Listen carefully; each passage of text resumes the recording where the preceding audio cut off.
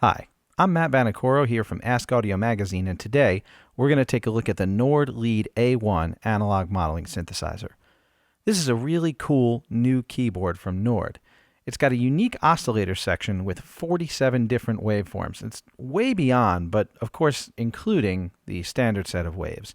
We've got your normal sine, square, pulse, triangle, sawtooth, all the standard things you'd find, but then we've got this drawbar organ section, bells and tines, digital waveforms, electric waveforms, and formants. So you've got a lot of sound sources that you can route through this analog signal chain and really morph it into something pretty amazing.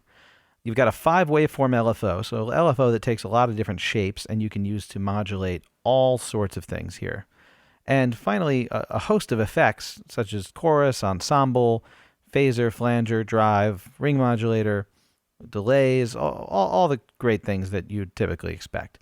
So that's your standard sort of fare, but with a non-standard take on how the sound gets through there. I've always loved the way Nord doesn't bury things in menus. There's a lot of physical controls here, and it's all about getting up there and getting your hands on it.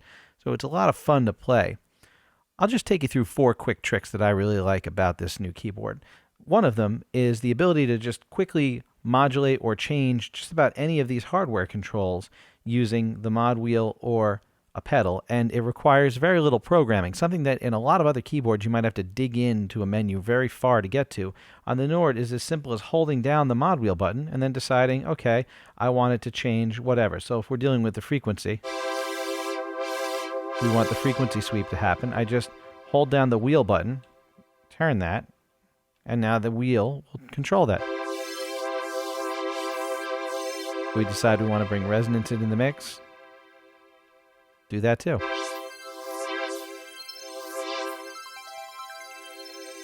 You come up with a lot of interesting combinations of sonically what you can do and of sound.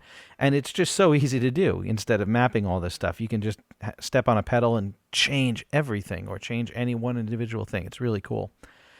This is a 4-part multi-timbral synth, and that has just blown my mind. So in standard mode, we can just browse through and listen to the voices and use this entire panel signal chain as an analog synth. And I'll hear 4 different quick combinations of effect parameters and modulation parameters. Any one of those would be a cool lead for me to use or a cool pad.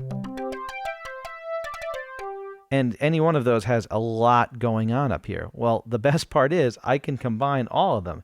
You just hold them down, any 2 of them, for example, tap them together, and now I've got a sound that's 2 of them. Tap those 2 together. I've got those 2, or all 4 if I want.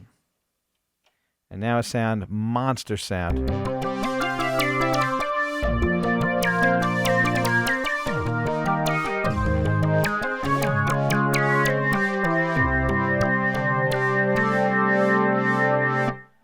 Well, that's really great. So this monster is 4 parts. It's 4 synths in one. I mean, you'd expect this much control on maybe 1 synth, but to be able to do that with 4, I think is just something that's almost unprecedented. It's really cool, and you can do it very quickly. I'm amazed at how quickly you can get around this sort of interface because everything is hardware. You've got a mutator, so let's take out some of those and let's deal with just one sound for the time being. Now, the mutator can randomize just a couple of functions, or it can randomize all the functions, but just to a certain degree, a percentage. So if I activate the mutator, the sound changed a little bit. Now, I've got a randomizer that will randomize everything. Now, a lot of the times you'll wind up with no sound at all, or something really freaky deaky. They mean it when they say they're randomizing the sound completely. So don't forget, you might be sending sound through with a frequency cutoff that doesn't allow any sound at all to get through. You don't have any control over that. It's just completely random. But it's a lot of fun if you're just going to page through to try to get some inspiration and come up with a sound on the fly. Now, the other thing I like about this is, well, the like feature. I love jumping through the presets of a keyboard when I first get it to just experiment a little bit and check it out. And the like feature is really fun. It's a way to store sounds in a temporary memory that allows you to browse through them, compare them before you write them permanently to program memory. So if I'm going through and I'm like, ooh, I like that sound, I will like it, just like on Facebook. And then I can scroll through, and now I've got 3 other sounds. So it says like 4, and I've got 3 other sounds that I've already put in there. And I can exit that mode, keep browsing through. Say, ooh, I like that. That's a very old.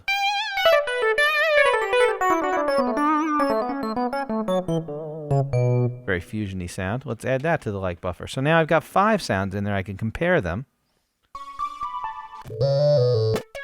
on the fly.